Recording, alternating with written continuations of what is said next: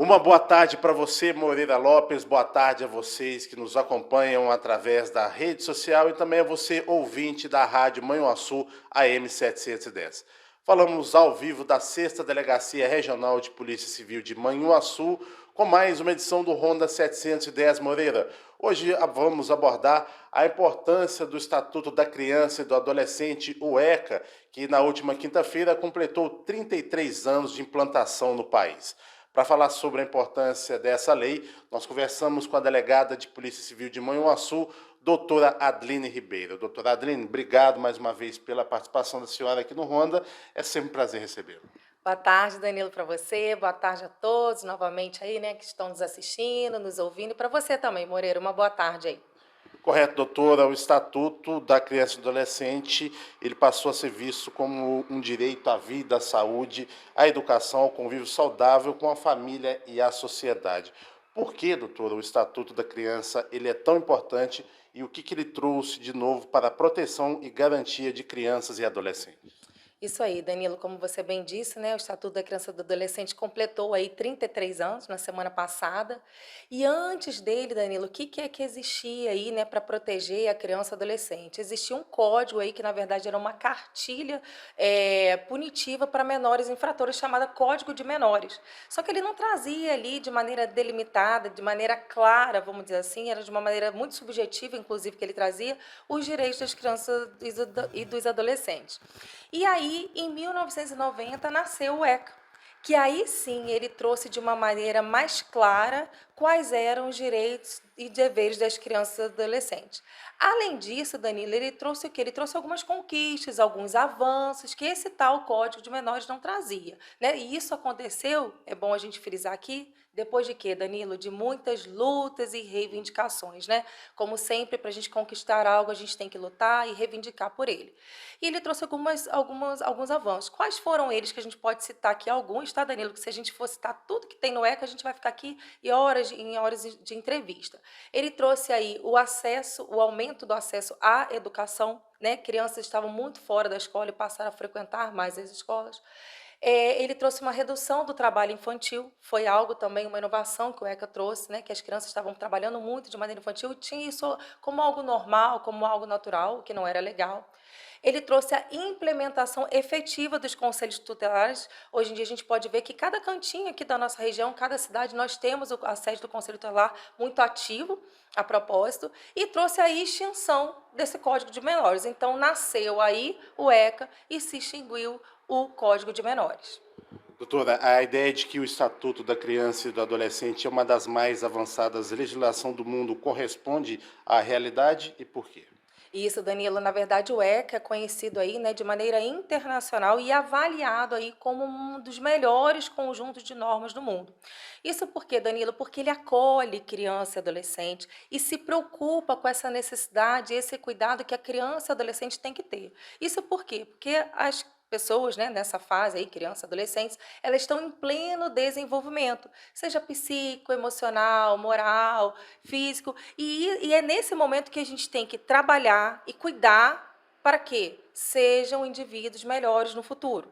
Então, é por isso, qual que é a preocupação do ECA, então? É isso, é cuidar dessa criança e desse adolescente nessa fase da vida, porque é nesse período que eles estão em desenvolvimento.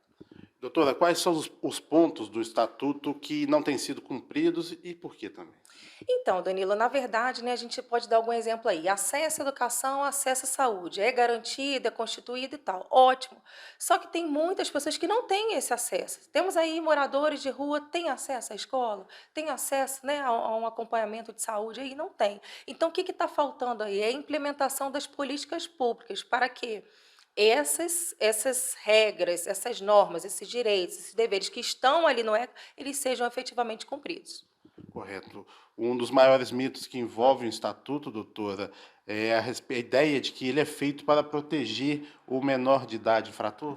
Isso, Danila. Existem vários mitos do ECA, né? E esse aí é um deles, de que o ECA protege o adolescente infrator, né? Ele não pune. E isso não é uma verdade, Danilo. Isso é uma mentira, né? Um mito.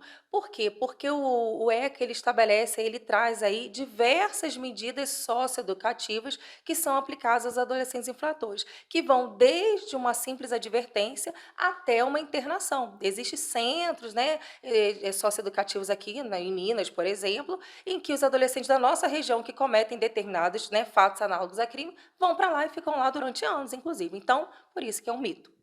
E o que a senhora acredita que possa ser melhorado no estatuto? Então, Danilo, na minha visão, né, eu não acredito que tenha que ser mudado algo ali na legislação. O que eu acredito é que tem que ter uma mudança aí de mentalidade, né, dos nossos governantes para que a tal política pública que eu falei com você lá seja cumprida e com isso o ECA consiga ter, né, a sua efetividade. E a gente sempre fala isso, Danilo, inclusive com relação às mulheres, né? A Lei Maria da Penha é uma lei excelente, muito boa e tudo mais, mas que para algo acontecer ali em determinados pontos, precisamos também das políticas públicas. Então é por isso que a gente precisa do governo aí, para que tudo seja resolvido.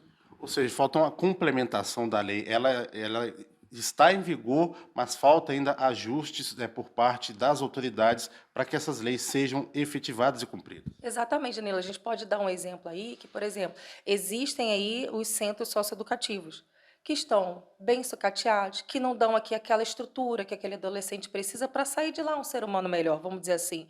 Então, falta esse engajamento aí, falta essa complementação.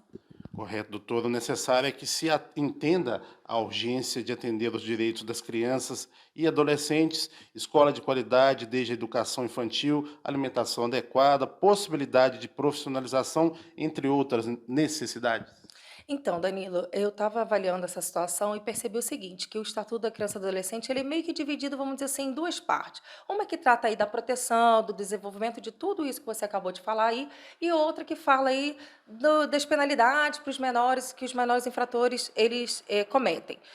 Eu penso que se a gente investir mais de maneira preventiva nessa parte da proteção e do desenvolvimento, a gente vai ter menos problemas com relação à parte repressiva.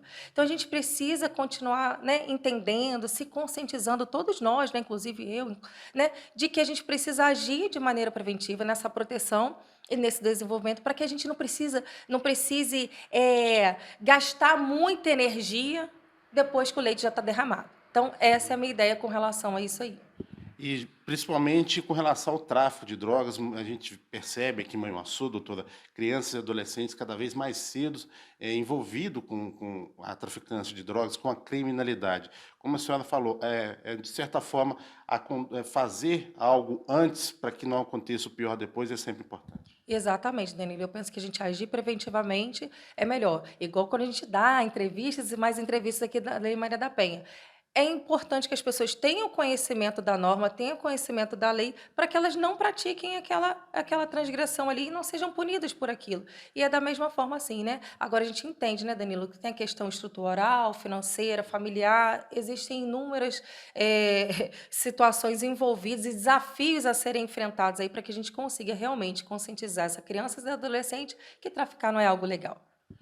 Correto, doutora? A gente agradece mais uma vez a participação aqui e também a explicação a respeito desse Estatuto da Criança e do Adolescente, também a importância dele para todo o contexto da sociedade. Tá ótimo, Danilo. Eu que agradeço aí mais uma vez a participação e, como sempre, estou à disposição. Obrigado, doutora Adriane Moreira. A gente volta na próxima segunda-feira, diretamente aqui da 6ª Delegacia Regional de Polícia Civil, com mais uma edição do Ronda 710.